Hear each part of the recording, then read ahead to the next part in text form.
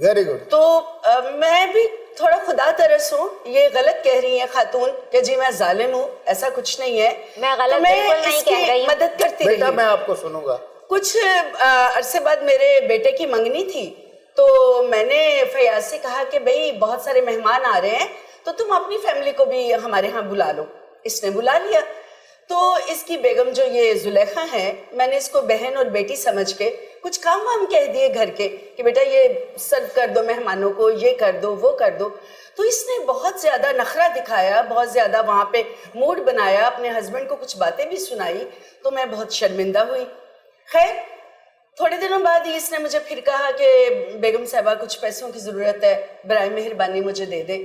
میں نے اس کو کہا دیکھو فیاض تم میرے ہاں نوکری کرتے ہو، میں تمہیں معقول تنخواہ دیتی ہوں، گاہے بگاہے تمہاری مدد بھی کرتی ہوں، تو یہ کیا آئے دن تمہارے کیا اخراجات پورے نہیں ہوتے؟ کتنے کا اخراجات ہے تمہارے؟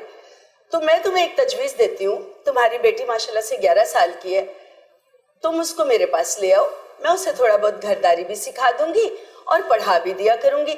یہ بہت خوش ہوا اور میں نے اس کو کہا کہ میں 5-6 ہزار روپیہ اس کی سیلری بھی لگا دیتی ہوں. یہ خوش ہوا اور یہ کچھ دنوں کے بعد بیٹی کو لے کے آ گیا. تو جیسا میں نے بڑے اپنے پیارے بچوں کی طرح اس کو رکھا ہوا تھا، چھوٹے موٹے کام اس کو کہہ دیتی تھی صرف اس لیے کہ یہ بچی بڑی ہوگی، کل کو اس کی شادی ہوگی تو اسے تھوڑا بہت گھرداری کا سلیقہ آنا چاہیے. جیسا ہمیں پیسوں کی کوئی کمی نہیں ہے، لیکن ہمارے ماں باپ نے بھی ہمیں سلیقہ طریقہ سکھایا.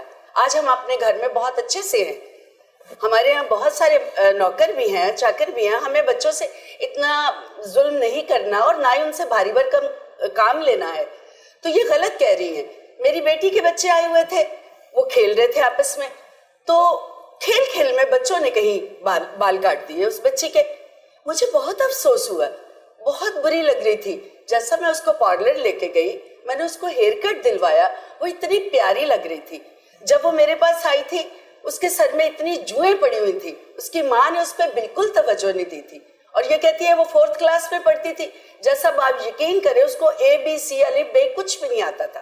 میں نے اس کو لے کے بیٹھنا، میں اس کو پڑھاتی رہی ہوں. جج صاحب یہ غلط الزامات لگاتی ہے، بالکل جھوٹ کہہ رہی ہے، الزام لگا رہی. 4 کلاس کی بچی جو 4 کلاس تک پہنچ گئی ہے، اگر اس کو کچھ آتا نہ ہو تو وہ اسکول والے اس کو 4 کلاس میں کیسے وہ ڈیموٹ کر دیتے ہیں، نکال دیتے ہیں. آج کل ڈراپ کر دیتے ہیں. جج صاحب میں یہ عرض کرنا چاہتی اسکول والے نکال دیتے ہیں. جی بالکل نکال دیتے ہیں، لیکن میں یہ عرض کرنا چاہتی ہوں، وہ پرانا زمانہ نہیں کہ ایک ہی کلاس میں 10 سال فیل ہوتا رہے. جی آپ درست فرما رہے ہیں، لیکن میں یہ عرض کرنا چاہتی ہوں کہ اگر میں اتنی ہی ظالم تھی کہ چھوٹے بچوں پہ ظلم کرتی تھی تو یہ اس کا باپ ہے.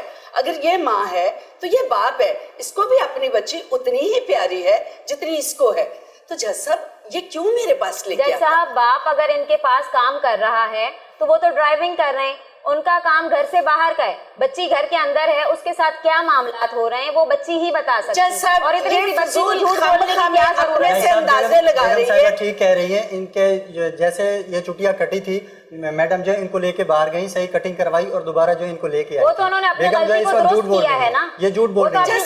یہ اتنی پھوڑ عورت ہے، اتنی جاہل عورت ہے کہ یہ میرے سے جاہل کیسے کہا؟ آپ ہوتی کون ہے جاہل کہنے والی؟ میرے سے گاہے گاہے مدد لیتا ہے، بیٹی کے پیسے آتے ہیں، بیٹے کے پیسے آتے ہیں، اس کے اخراجات ہی نہیں پورے ہوتے.